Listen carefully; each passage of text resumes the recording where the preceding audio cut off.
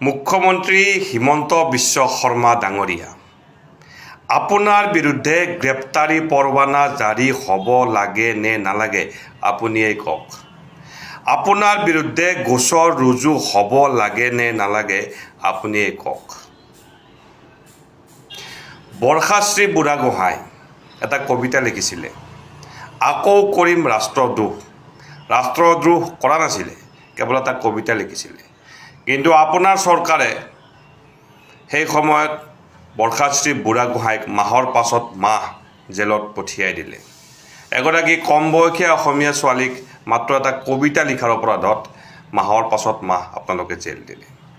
এতিয়া যোৱাকালি আপুনি জুবিন গাৰ্গৰ সন্দৰ্ভত ক'ব গৈছে, যি কথা কৈছে তাতে আপুনি কৈছে যে যদি বিপ্লৱীৰ ছবি আঁকিব লাগে তেতিয়াহ'লে পৰেশ বৰুৱাৰ ছবি আঁকিব লাগে। পৰেশ বৰুৱা কোন? ৰাষ্ট্ৰদ্ৰোহত অভিযুক্ত এটা নিষিদ্ধ সংগঠন আলফাৰ মুৰব্বী। গতিকে যদি ৰাষ্ট্ৰদ্ৰোহত অভিযুক্ত ব্যক্তি এজনৰ ছবি আঁকিব লাগে আৰু সেই কথাটো যেতিয়া অসমৰ মুখ্যমন্ত্ৰীয়ে কয়, তেতিয়া আপোনাৰ বিৰুদ্ধে গ্ৰেপ্তাৰী পৰৱানা তথা গোচৰ ৰুজু হ'ব লাগে নে নালাগে, ব্যৱস্থা গ্ৰহণ কৰিব লাগে নে নালাগে, সেইটো আপুনিয়ে কওক। যদি বৰ্ষাশ্ৰীৰ বিৰুদ্ধে ব্যৱস্থা গ্ৰহণ হ'ব পাৰে, আপোনাৰ বিৰুদ্ধে কিয় ব্যৱস্থা গ্ৰহণ নহ'ব সেইটো আপুনি কওক। এতিয়া যোৱাকালি আপুনি যিবোৰ কথা কৈছে সেই বিষয়ত দুটামান কথা সংক্ষেপে কৈ দিছোঁ। চাওক, আমি সাধাৰণ মানুহ, আমি কোনো জ্যোতিষী বিশাৰদ নহয়, কিন্তু যোৱা সময়ত আমি কোৱা কথা কিছুমান মিলি গৈছে। আৰু আমি আপোনাৰ দৰে জ্যোতিষীটো নহয় বা আপোনাৰ দৰে ভৱিষ্যত দ্ৰষ্টাটো নহয়। আপুনি মুখ্যমন্ত্ৰী ডাঙৰীয়া, আপুনি যেনেদৰে ভৱিষ্যতবাণী কৰিছিলে যোৱা নিৰ্বাচনৰ ফলাফলৰ সম্বন্ধীয় বিষয়বিলাকত, সেইটো হুবহু আখৰে আখৰে মিলি গ'ল। সংখ্যালঘুই কিমান ছিট পাব, সংখ্যাগুৰু কিমান ছিট পাব, কোনে কিমান ভোটত পৰাজয় স্বীকাৰ কৰিব, একেবাৰে হুবহু মিলি গ'ল।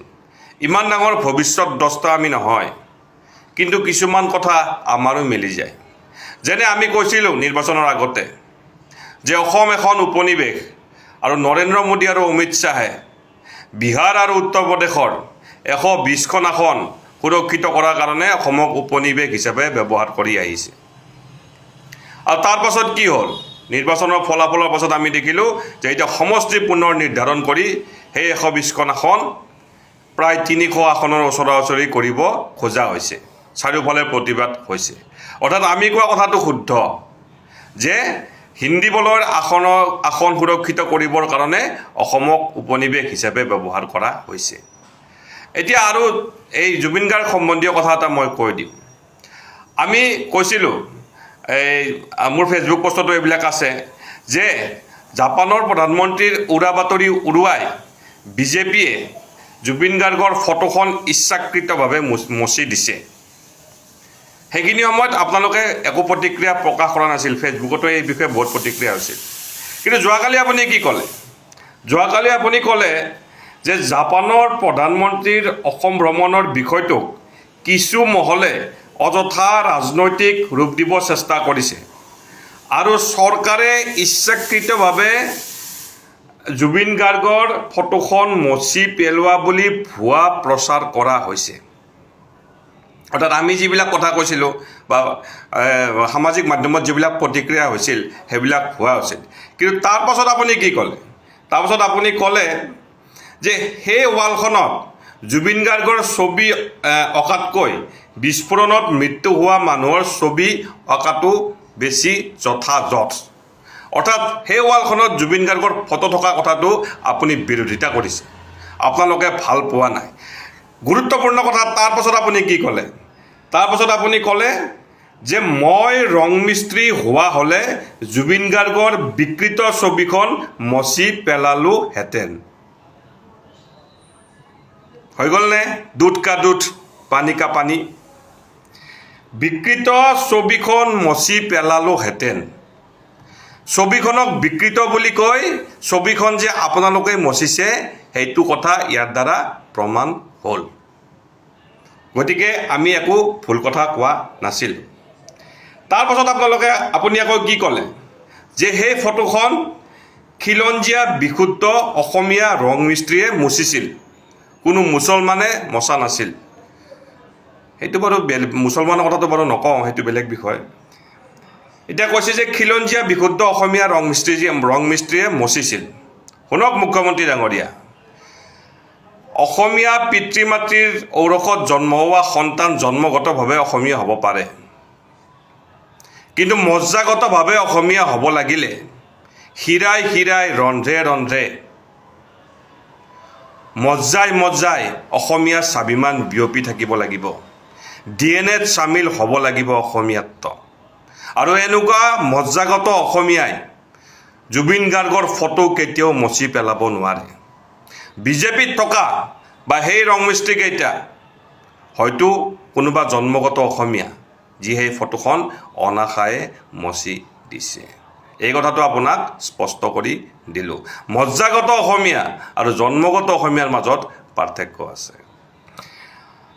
আকৌ আপুনি কৈছে যে গণেশগুৰিত জুবিনৰ ফটো অঁকাসকলক সিদিনা খেদিলোহেঁতেন, অৰ্থাৎ জুবিন গাৰ্গৰ ফটোখন আকৌ আঁকাত আপোনাৰ যিহেতু আপত্তি হৈছে, গতিকে এইটো আকৌ প্ৰমাণ কৰিলে যে আপোনালোকে ইচ্ছাকৃতভাৱে, যিটো কথা আমি সামাজিক মাধ্যমত কৈছিলোঁ, ইচ্ছাকৃতভাৱে আপোনালোকে সেই ফটোখন পৰিকল্পিতভাৱে মচি দিছিল।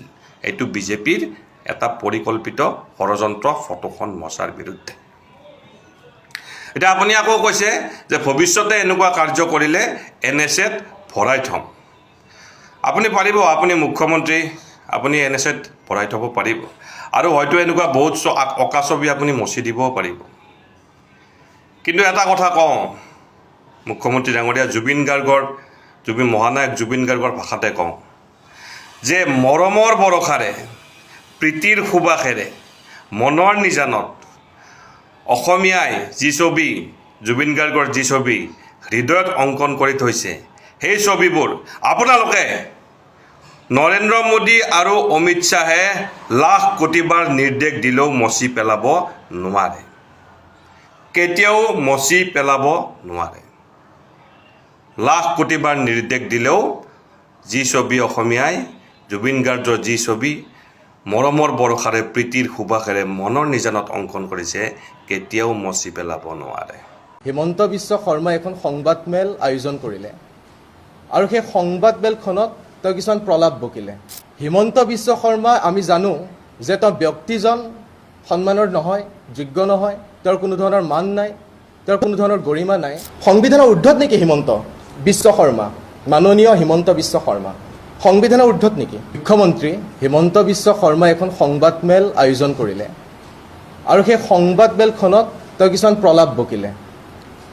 হিমন্ত বিশ্ব শৰ্মা, আমি জানো যে তেওঁ ব্যক্তিজন সন্মানৰ নহয়, যোগ্য নহয়, তেওঁৰ কোনো ধৰণৰ মান নাই, তেওঁৰ কোনো ধৰণৰ গৰিমা নাই।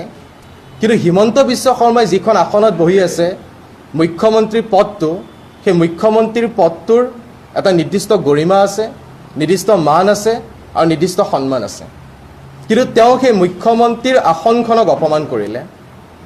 আৰু হিমন্ত বিশ্ব শৰ্মাই কালি কিছুমান অবান্তৰ কথা ক'লে, SFIক লক্ষ্য কৰি লৈ পেলাই আমাৰ যিটো বাক স্বাধীনতা, আমাৰ যিটো গণতান্ত্ৰিক অধিকাৰ, সেই অধিকাৰক কুঠাৰঘাত কৰি ভৰিৰে গচকি তেওঁ কিছুমান অবান্তৰ কথা কৈছে, প্ৰলাপ বকিছে। যদিও প্ৰলাপৰ কোনো ধৰণৰ প্ৰত্যুত্তৰ নাথাকে, কিন্তু তথাপিতো আমি জানো যে হিমন্ত বিশ্ব শৰ্মা আৰু হিমন্ত বিশ্ব শৰ্মাৰ কথা, এই দুইটা আমাৰ অসমৰ যিটো শিল্প বা অসমৰ যি শিল্পীসকলৰ শিল্প স্বাধীনতা, আমাৰ যি গণতান্ত্ৰিক প্ৰমূল্য, সাংবিধানিক প্ৰমূল্য, বা আমাৰ অসমখনৰ যি সমন্বয়ৰ যিখন সমাজ, সেই সমাজখনৰ কাৰণে এটা ভাইৰাছ, আৰু ভাইৰাছৰ চিকিৎসা কৰাটো অত্যন্ত জৰুৰী হৈ পৰে। আৰু সেইকাৰণে আজি আমি অস্ত্ৰোপচাৰ কৰিবলৈ এই সংবাদমেলখনৰ আয়োজন কৰিছোঁ। যিদৰে হিমন্ত বিশ্ব শৰ্মা নিজে এজন চোৰ, ঠিক একেদৰে তেওঁৰ সেই চোৰৰ প্ৰকৃতি নেৰি পেলাই ৰাতি চোৰৰ নিচিনাকৈ অন্ধকাৰৰ সুযোগ লৈ পেলাই দীঘলী পুখুৰী গছ গেজোপা কাটি দিলে। আৰু আপোনালোক সকলোৱে জানে যে তেওঁ অতি মুখ চহকী এজন মুখ্যমন্ত্ৰী। তেওঁ তাৰপিছত কৈছিল যে আমি স্থানান্তৰ কৰিম গছৰ।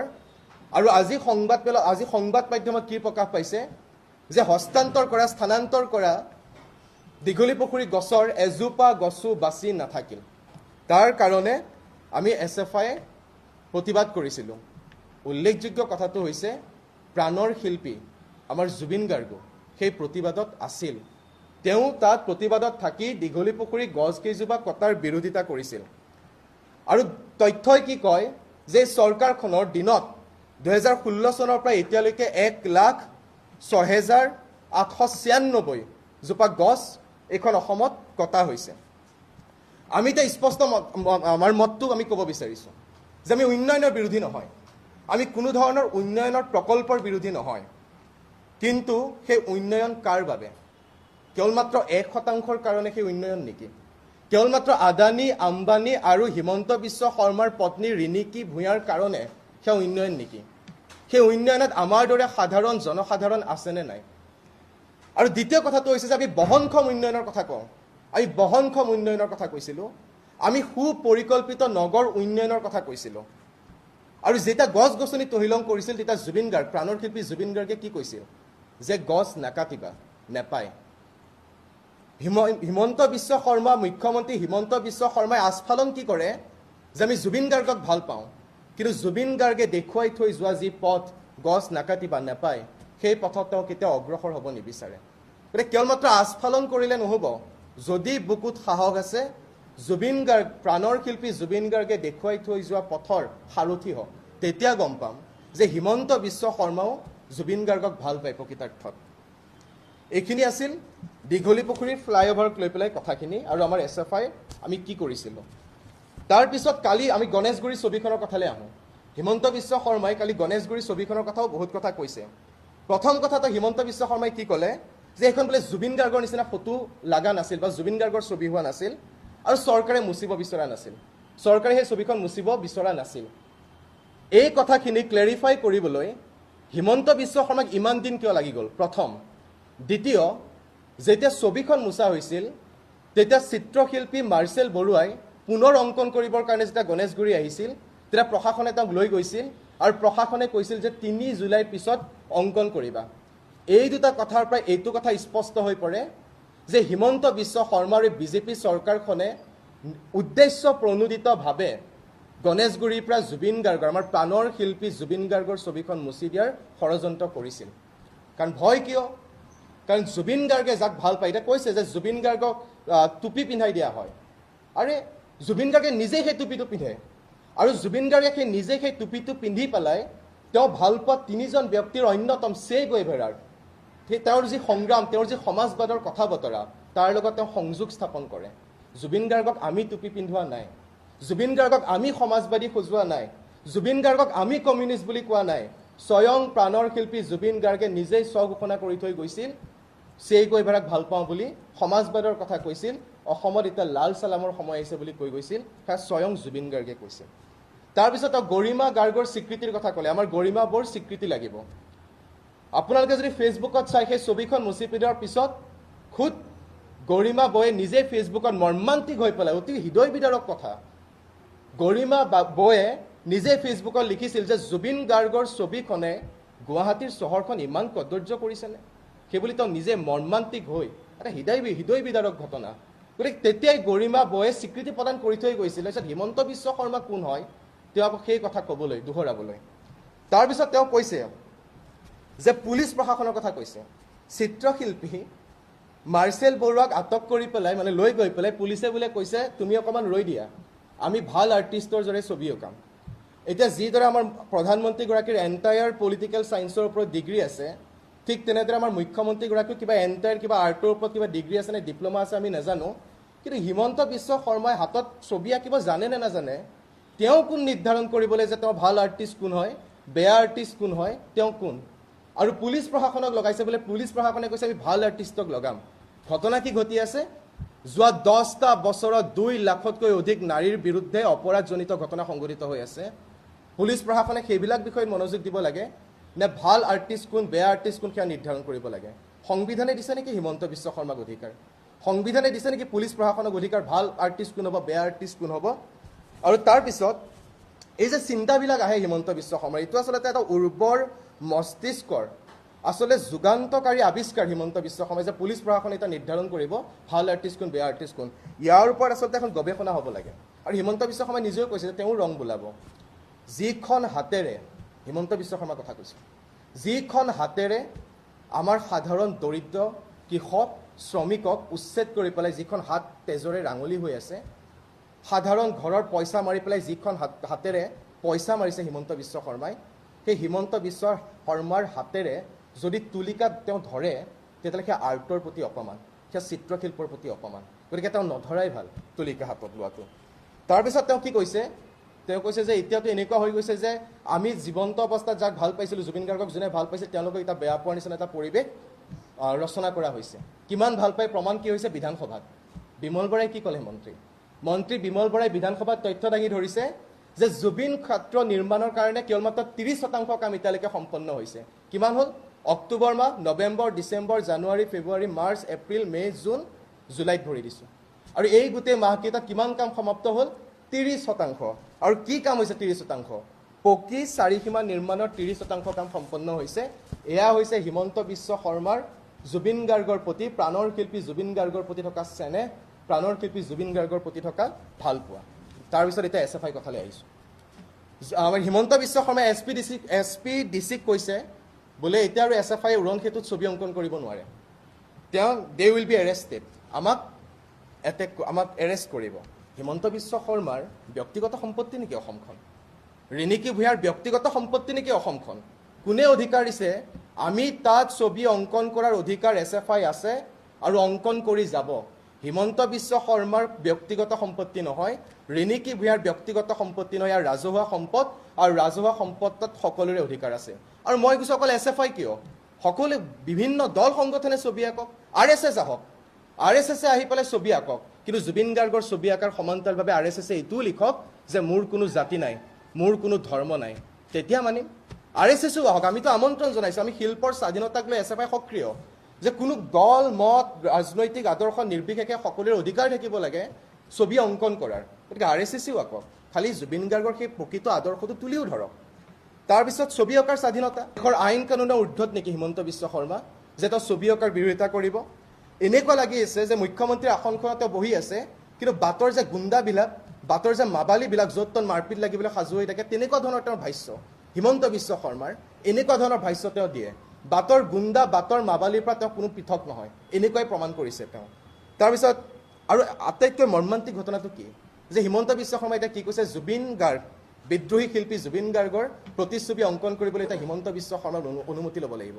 এনেকুৱা দুৰ্দশা, এনেকুৱা অৱস্থালৈ আমি অসমখন এতিয়া গৈছোঁ যে আমি প্ৰাণৰ শিল্পী জুবিন গাৰ্গৰ ছবি অংকন কৰিবলৈ হিমন্ত বিশ্ব শৰ্মাৰ দৰে ব্যক্তি এজনৰ অনুমতি নলওঁ, আমি আঁকিম। তাৰপিছত মোৰ এই গোটেই কথাখিনিৰ অৰ্থটো কি? গোটেই কথাখিনিৰ অৰ্থটো হৈছে যে হিমন্ত বিশ্ব শৰ্মাই আচলতে জুবিন গাৰ্গক কিয় ইমান ভয় কৰে? এই জুবিন সত্তাটোক লৈ পেলাই আমাৰ হিমন্ত বিশ্ব শৰ্মা ত্ৰাসিত কিয়? কাৰণ জুবিন গাৰ্গে যেতিয়া কয় যে অসমত এতিয়া লাল চালামৰ সময় আহিছে, তেতিয়া চাগে হিমন্ত বিশ্ব শৰ্মাই নিজৰ চকীখনৰ পৰা হাত জাপ মাৰে। যেতিয়া জুবিন গাৰ্গে কয় নতুন প্ৰজন্মক অনুপ্ৰাণিত কৰে যে সমাজবাদী হ, সমাজবাদৰ কথাত যা, তেতিয়া চাগে তেওঁ হুৰাই শ্লিপিং টেবলেট খাই পেলাই শুবলৈ বাধ্য হয়। কিহৰ কাৰণে ভয়?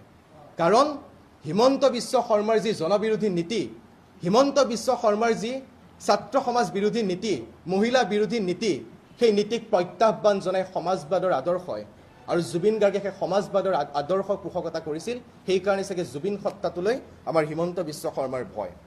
তাৰপিছত তেওঁ কি কৈছে, তেওঁ লাষ্টৰ একদম বক্তব্যৰ লাষ্টত তেওঁ কৈছে যে এতিয়া অসমখন SFI খাইছে। মোৰ এনেকুৱা লাগে যে হিমন্ত বিশ্ব শৰ্মা, আমাৰ ৰমাকান্ত দেউৰী, মৰিয়নী ৰূপজ্যোতি কুৰ্মী আৰু আমাৰ জয়ন্ত মল্ল বৰুৱা, এওঁলোকৰ মাজত এটা অঘোষিত কম্পিটিশ্যন হৈছে। অঘোষিত কম্পিটিশ্যনটো কি যে কোনে বেছিকৈ জোক মাৰিব পাৰে, কোনে বেছিকৈ কৌতুক কৰিব পাৰে, কোনে দেশ খাইছে, SFI দেশ খাইছে নেকি, SFI অসমখন খাইছে নেকি? কি ৰিপৰ্ট, তথ্যই কি কয়? তথ্যই কয় যে দেশৰ 8ম দৰিদ্ৰ ৰাজ্য হৈছে অসম, হিমন্ত বিশ্ব শৰ্মাৰ মুখ্যমন্ত্ৰিত্ব এয়া। শিক্ষাৰ ক্ষেত্ৰত 28খন ৰাজ্যৰ ভিতৰত আমাৰ স্থান হৈছে অসমৰ 26, স্বাস্থ্যৰ ক্ষেত্ৰত 25, অৰ্থনৈতিক উন্নয়নত 23, ক্ষুধা সূচাংকত 22 গ'ল। আৰু আনিছে দেশ খাইছে বুলি কৈছে, আৰু কা আনিছে হিমন্ত বিশ্ব শৰ্মাই, আনিছে বিজেপিয়ে। জাতি লৈ গ'ল, অসমখনক খালে আচলতে বিজেপিয়ে, হিমন্ত বিশ্ব শৰ্মাই। কা আনিছে, জাতি গ'ল, মাটি গ'ল, ভেটি গ'ল, গতিকে অসমখনক আচলতে খাইছে কোনে? তাৰপিছত তেওঁ কিন্তু এটা কথা যে হিমন্ত বিশ্ব শৰ্মাৰ কিছুমান এটা বক্তব্যৰ লগত মই একমত।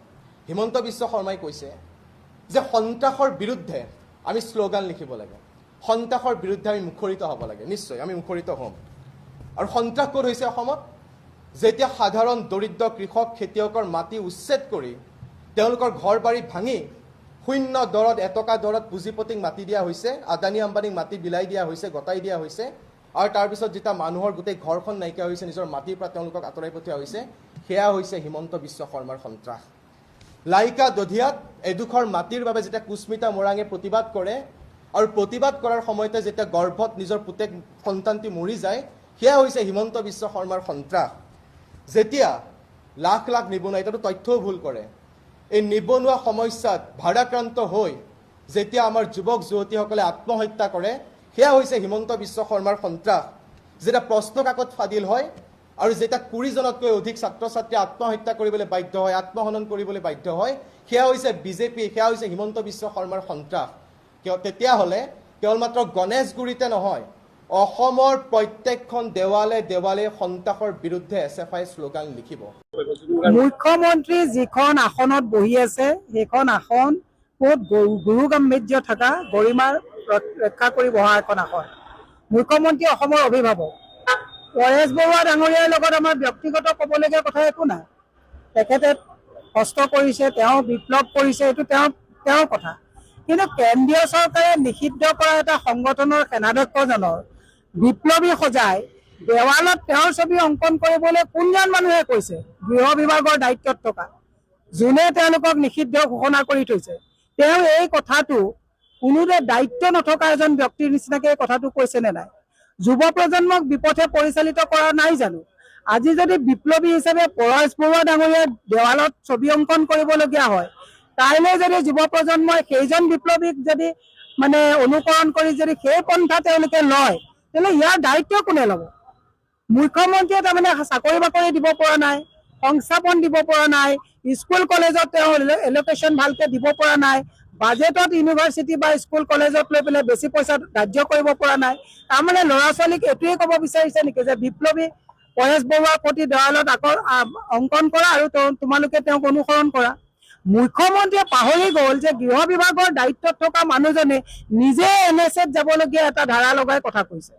আজি মই এটা কথাই যোৰহাট টাউনৰ পৰা কৈছো, অসমৰ সুধী সমাজে, বিদ্বান লোকসকলে, মাতৃ সমাজে, যুৱ সমাজে এটা কথা হৃদয়ংগম কৰা দৰকাৰ যে হিমন্ত বিশ্ব শৰ্মাই যোৱা দুদিন আগত যিটো বিধানসভাত চিণ্ডিকেটক লৈ হৈচৈ লাগিছিলে, এই কথাটো তল পেলাবৰ কাৰণে তাতোতকৈও এটা ডাঙৰ কথা কৈ মানুহৰ দৃষ্টি অন্য দিশত লৈ গুচি গৈছে। অসমৰ ৰাইজে যদি এতিয়াই সাৱধান নহয়, অসমত অসমীয়া ভগনীয়া হ'বলৈ বেছি দিন নাই। মই মুখ্যমন্ত্ৰী মহোদয়ক কৈছো, তেওঁ আইনৰো ছাত্ৰ বুলি কয়, আইনৰ ছাত্ৰ হৈ আইন অমান্য তেওঁৱে কৰিছে। তেওঁ কৈছে যে বেলেগৰ যদি ফটো আঁকে NSA লগাই দিব। মই মুখ্যমন্ত্ৰীক কৈছো, আপুনি আইনৰ কিতাপবিলাক লুকিয়াওকচোন। নিষিদ্ধ ঘোষিত সংগঠনৰ এজনৰ ব্যক্তিক বিপ্লৱী সজাই মুখ্যমন্ত্ৰীয়ে যদি দেৱালত ছবি অংকন কৰিবলৈ দিয়ে, তেওঁ NSAত পৰে নে নপৰে? তেওঁ NSA আওতাত পৰে নে নপৰে? সহমত কেছ তেওঁৰ ওপৰত হয় নে নহয়? তেওঁ চবকে ভয় লগাই যে তোমালোকে যদি ফটো ৰাখা আমি NSA লগাই দিম।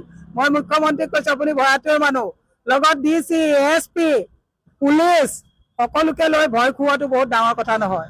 আমি অকলে তৃণমূলৰ কৰ্মী সততাৰে ৰাস্তাত ঘূৰি আছো। গুলীয়াই এনকাউণ্টাৰ কৰিব পাৰিব, NSAত ভৰাব পাৰিব, কিন্তু ৰাতি যেতিয়া চোফাখনত বহিব তেতিয়া গম পাব যে আপুনি কৰা 100টা ভুল আঙুলিয়াই দিবৰ কাৰণেও আমাৰ দৰে তৃণমূলৰ কৰ্মী এতিয়াও জীয়াই আছো। মুখ্যমন্ত্ৰীয়ে কালি যিটো কথা কৈছে গৰিহণাৰ যোগ্য, মুখ্যমন্ত্ৰীয়ে এনে কথা ক'ব নাপায়। মই এটা কথা পুনৰবাৰ কৈছো যে আমি পৰেশ বৰুৱাক টানি আনিব বিচৰা নাই, কিন্তু পৰেশ বৰুৱাক বিপ্লৱী হিচাপে সজাই দেৱালত যদি ছবি অংকন কৰা হয়, এইটো কথা কিন্তু যুৱ সমাজক উৎসাহিত কৰা, যুৱ প্ৰজন্মক বিপথে পৰিচালিত কৰা কথাত অসমৰ সুধী সমাজে কিন্তু মুখ্যমন্ত্ৰীক প্ৰশ্নৰে থকা সৰকা কৰি এই শব্দ উঠাই ল'বৰ কাৰণে দাবী জনোৱাটো কিন্তু সময়ৰ আহ্বান। জুবিন গাৰ্গ, অসমৰ হাৰ্টথ্ৰব জুবিন গাৰ্গক আওকাণ কৰা হ'ল।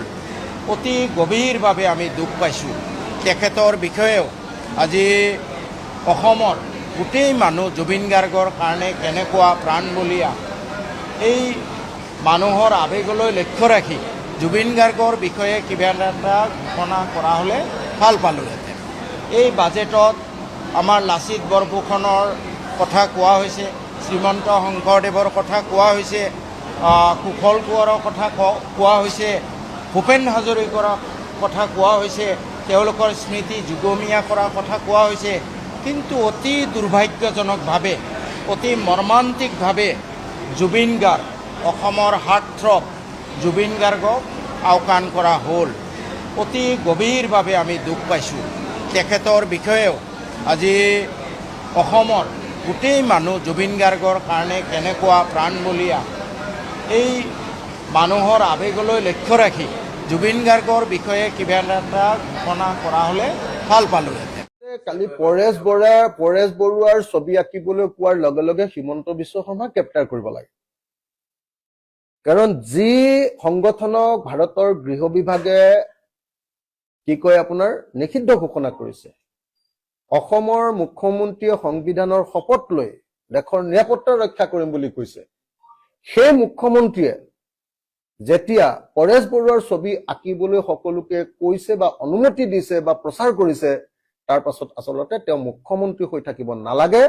তেওঁ আমাৰ ভাৰতবৰ্ষৰ সংবিধানৰ প্ৰতি, আমাৰ সাৰ্বভৌমত্বৰ প্ৰতি আৰু আমাৰ দেশৰ নিৰাপত্তাৰ প্ৰতি ভাবুকিত পৰিণত হৈছে হিমন্ত বিশ্ব শৰ্মা। তেওঁক ইমিডিয়েটলি গ্ৰেপ্তাৰ কৰাৰ ব্যৱস্থা গ্ৰহণ কৰিব লাগে।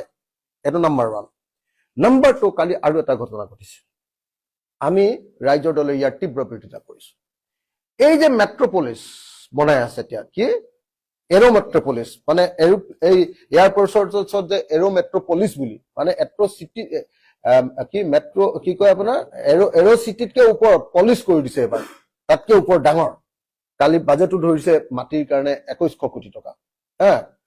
তাৰ যিজন প্ৰধান আন্দোলনকাৰী ৰাভা, কি নাম আছিলে, কি ৰাভা, সেই ৰাভাক কালি গ্ৰেপ্তাৰ কৰিছে। মই অতি সোনকালে অসমৰ ভূমিপুত্ৰ ৰাভা জনগোষ্ঠীৰ প্ৰতিনিধি আৰু এই যে মাটি কাঢ়ি লোৱা হিমন্ত বিশ্ব শৰ্মাৰ যিটো গেং, সেই গেংটোৰ নিৰ্দেশত হিমন্ত বিশ্ব শৰ্মাই যে এই ৰাভাক যে গ্ৰেপ্তাৰ কৰিছে ৰাণীৰ পৰা, মই ইমিডিয়েটলি আমাৰ সংগ্ৰামী ৰাভাক মুকলি কৰি দিবৰ কাৰণে দাবী জনাইছো। আৰু এই সম্পৰ্কে মই মুখ্যমন্ত্ৰীক নিজেও এখন চিঠি লিখি তেওঁক মুকলি কৰি দিবৰ কাৰণে দাবী উত্থাপন কৰিম। Thank U. আদিত্য ৰাভা দেই।